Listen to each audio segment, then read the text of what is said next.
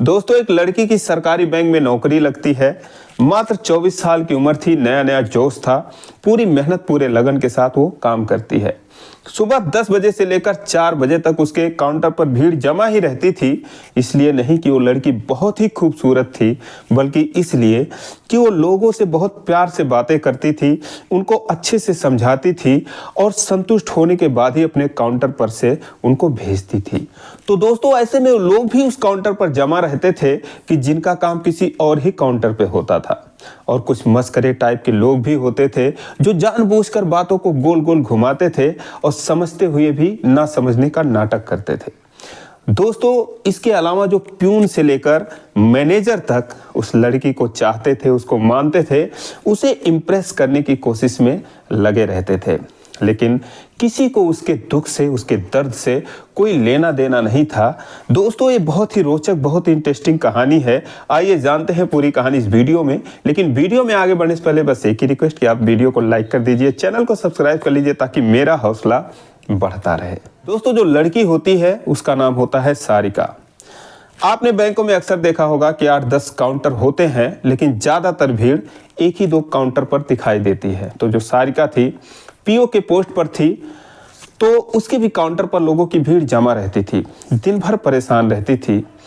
तो इसीलिए उस बैंक का जो प्यून होता है, जिसका नाम होता है करण, जिसका काम होता है फाइल को इधर उधर लाना ले जाना, काउंटर की साफ सफाई रखना, चाय पानी देना, वो 2 साल सीनियर था उस बैंक में, 2 साल पहले से ही काम कर रहा था। तो इसलिए उसको पूरी जानकारी थी। सबको उसकी जरूरत पड़ती है, इसलिए जो सारिका थी उसको भी उस प्यून की जरूरत ज्यादा पड़ती है। और दोस्तों, जो प्यून होता है करण, वो सारिका की बहुत मदद करता था। इसके अलावा भी उसका बहुत ध्यान रखता था। जैसे कि उसको गुलदस्ते पसंद थे तो उसके काउंटर पे गुलदस्ता रख देता था। किस कलर का रुमाल उनको पसंद है, रुमाल रख देता था। बहुत ही देखभाल करता था। दोस्तों, जो सारिका थी वो भी इस बात को समझती थी कि जो सबसे ज्यादा जरूरी व्यक्ति है वो करण ही है मेरे लिए, तो इसलिए वो भी हमेशा करण करण करण करती रहती थी। इस बात से जो मैनेजर साहब थे, जो कैशियर साहब थे, उनको पता नहीं क्यों फालतू में जेलसी होती थी, क्योंकि वो करता तो सरकारी ही काम था। लेकिन होता है, कुछ होता होगा उनको। तो दोस्तों, कभी कभी करण ऐसा काम कर देता था कि मैडम को विश्वास ही नहीं होता था। अब दोस्तों, चूंकि जिस बैंक में सारिका काम कर रही थी, उसका जो एक्चुअल घर था, जहां उसके माता पिता रहते थे, वो वहां से 200 किलोमीटर की दूरी पर था। और वो बैंक के पास ही में जो शहर होता है नजदीकी, उस शहर में किराए पर कमरा लेकर रहती थी। तो इसीलिए अक्सर वो अकेली रहती थी। अब दोस्तों, एक दिन जो सारिका थी बहुत परेशान लग रही थी। वो काम करते करते करण से बोली कि बताओ, काम से मुझे फुर्सत ही नहीं मिलती, मेरे सहेली की शादी है, फ्रेंड की। अब वहाँ पर मुझे शादी में जाना है, समझ में नहीं आ रहा है कैसी तैयारी करूँ, क्या करूँ। तो करण ने बोला कि मैडम, कुछ मदद अगर मैं कर सकता हूँ, मेरे लायक हो तो आप बताओ। तो उन्होंने बोला, एक काम करो, जाओ तुम फेशियल करवा लो, आईब्रो बनवा लो, और जो भी लेडीज़ के काम होते हैं वो करवा लो मेरी जगह पर। हंसने लगा, बोला कि मैडम क्या बात कर रही हैं। सारिका ने बोला, यही तो करवाना है मुझको। तो करण ने बोला, आप परेशान मत हो, मेरी एक बहन है, यही सब काम करती है, मैं लेके आऊँगा, अच्छा काम करती है, वो कर देगी। सारिका ने बोला, क्या बात कर रहे हो, सच्ची? तो बोला, हाँ, मैं सही बात कर रहा हूँ, अच्छा काम करती है, आप कहो तो मैं मिलवा दूँ आपसे। तो उसने कहा, ठीक है, मैं शाम को जब जाऊंगी अपने कमरे पर तो तुम उसको वहां लेके आ जाना। अब दोस्तों, शाम को करण अपनी बहन को लेकर कमरे पे पहुंचा। सारिका ने उनको बिठाया, 2 गिलास पानी लेके आई। तो करण कहने लगा, अरे मैडम, आप क्यों पानी ला रही हो, प्यास नहीं है। तो मैडम ने कहा, क्यों, ये बैंक थोड़ी है, यहाँ पर बैंक वाला रूल चलेगा, पानी पियो चुपचाप। दोस्तों, पानी पी लिया। उसके बाद बोली, अच्छा मैं चाय बना के लाती हूँ, 2 मिनट लगेगा। करण ने कहा, अरे नहीं मैडम, मैं खुद चाय बना लूंगा, आप बता दो किचन कहाँ पर है। दोस्तों, उसके पीछे पीछे वो किचन में चला गया। सारिका ने कहा कि चुपचाप चल के बैठो, मैं चाय बना के लाती हूँ।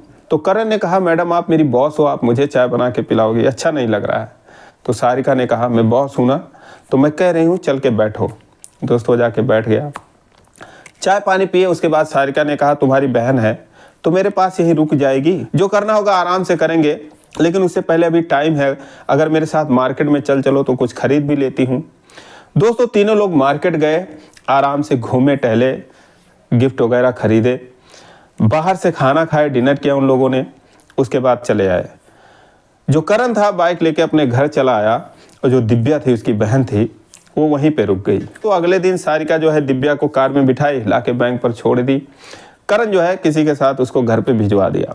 दोस्तों जो सारिका थी उसके माता पिता भी सरकारी नौकरी करते थे, वो इकलौती लड़की थी, तो उन लोगों ने उसको कार भी दे रखा था। किसी चीज़ की कोई कमी नहीं थी, कार से ही आती जाती थी, वरना बैंक वाले शायद मैनेजर को छोड़ के कोई कार से आता जाता नहीं है, लेकिन वो कार से ही आती जाती थी। अब दोस्तों उस दिन के बाद कोई भी ज़रूरत पड़ती थी, कोई भी काम होता था, सारिका को करण को बोलती थी और करण पूरे परिवार के साथ, इवन उसके जो पेरेंट्स थे, उसके माता पिता भी थे, उसकी बहन थी, सब लोग जो है वो सारिका की मदद किया करते थे। वो हर शनिवार को अपने घर जाती थी तो उसको कुछ ना कुछ वो लोग बना के देते थे कि जाके अपने मम्मी पापा को खिलाना, अपने घर पे खाना।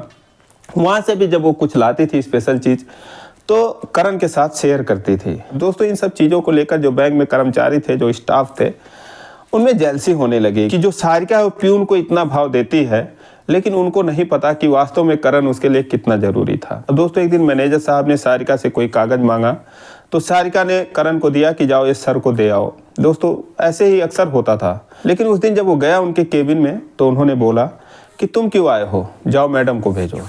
वो चला आया चुपचाप। मैडम ने बोला कि आप ही को बुला रहे हैं सर। तो वहाँ पर जब गई सारिका तो उन्होंने बोला देखो सारिका, जो प्यून होता है उसको प्यून का ही काम करना चाहिए, और इतनी बड़ी जिम्मेदारी है, ये बैंक है, अगर कुछ हो गया तो जवाब हमको ही देना पड़ेगा।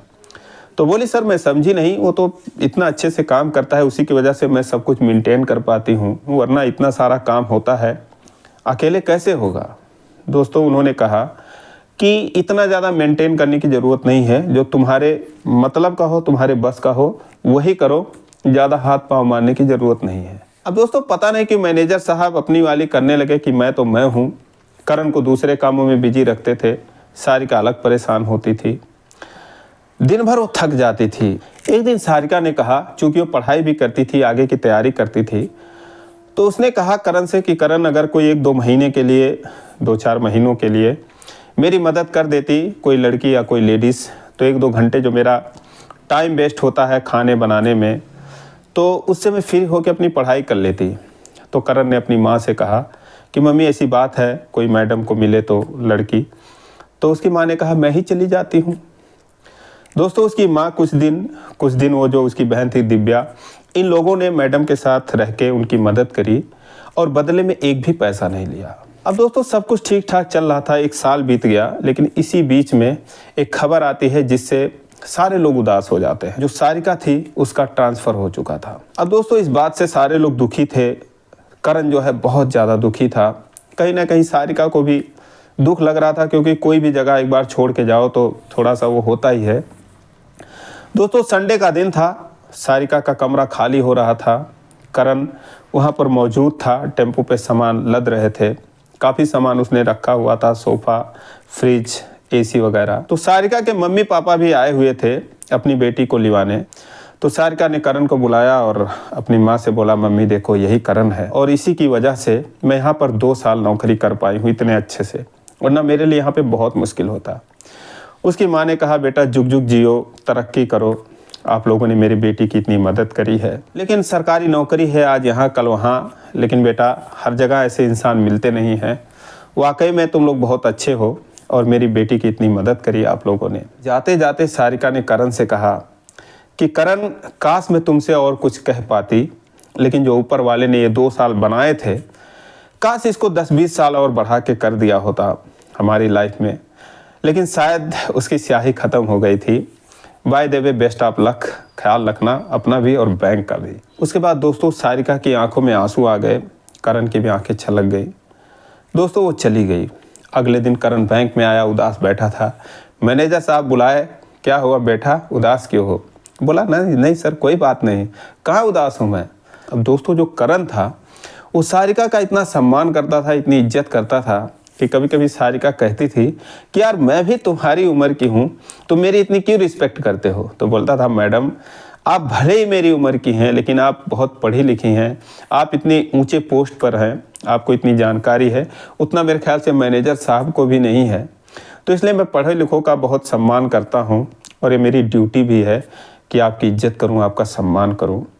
दोस्तों ये सब बातें करण की सारिका को बहुत अच्छी लगती थी। दोस्तों सारिका का ट्रांसफ़र बहुत दूर हो गया। 1-2 महीने तक बैंक में बातें करती रही, तभी खबर आई कि उसने जो पेपर दिया था उसमें पास हो गई, वो बैंक की मैनेजर बन चुकी है। लोगों को बड़ी खुशी हुई। फिर 6 महीने बाद एक खबर आती है कि सारिका की शादी है। उसने सबको कार्ड दिया। उसमें जो है बैंक के जो स्टाफ के लोग थे वो भी गए। करण भी अपनी बहन को लेकर गया और जाके सारिका से मिलता है। सारिका उसको बड़े ध्यान से देखती है, बोलती है कैसे हो करण? तो करण ने कहा ठीक है मैडम, बहुत बहुत बधाई कि आप मैनेजर बन चुकी हैं और आपकी शादी है, इसके लिए बहुत बहुत कंग्रेचुलेशन। दोस्तों शादी हुई, सब लोग अपने अपने घर चले आए, करण भी चला आया। दोस्तों 6 महीने के बाद दिव्या के फ़ोन पर सारिका का फ़ोन आता है, जो कि करण की बहन थी। हाल चाल पूछती हैं, बोलती हैं दिव्या कैसी हो? बोली ठीक हूँ मैडम। सारिका ने कहा आंटी से बात कराओ। आंटी से बात करने लगी करण की माँ से, तो बोलने लगी आंटी आप लोग की बहुत याद आती है, अगर एक बार आके मिल लेते तो बहुत अच्छा होता। उसकी माँ ने कहा बेटा मेरा मन तो कर रहा है कि अभी चली आऊँ, तुमने फ़ोन किया है और बताओ कब आऊँ, कैसे आऊँ? तो उसने बोला आ जाना, आप संडे को आ जाना। दोस्तों संडे के दिन करण, उसकी बहन, उसकी माँ, सारे लोग एक गाड़ी बुक किए और पहुंच गए उसके घर पे। दोस्तों घर पे जब पहुंचते हैं तो देखते हैं वहाँ बहुत सारे लोग जमा थे, कई रिश्तेदार थे। ऐसे लग रहा था कि जैसे क्या हो रहा है, कौन सा माहौल है घर में, कुछ समझ में नहीं आ रहा था। करण घर में घुसता है, उसको गौर से सारे लोग देखते हैं, मैडम भी देखती हैं, करण भी सबको देखता है, बैठ जाता है।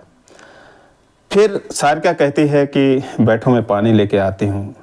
करण उठ जाता है, बोलता है मैडम ऐसा मत करो, प्यास नहीं है, आप पानी लेके आओगी अच्छा नहीं लगेगा। सारिका ने कहा तुम ऐसा क्यों कह रहे हो? तो करण ने कहा मैडम आप मेरी बॉस हैं। तो उन्होंने बोला मैं तुम्हारे बैंक की मैनेजर थोड़ी हूँ। बोला आप कहीं भी रहो, आप मेरे लिए वही रहोगी, आप मेरी बॉस हो, बॉस ही रहोगी।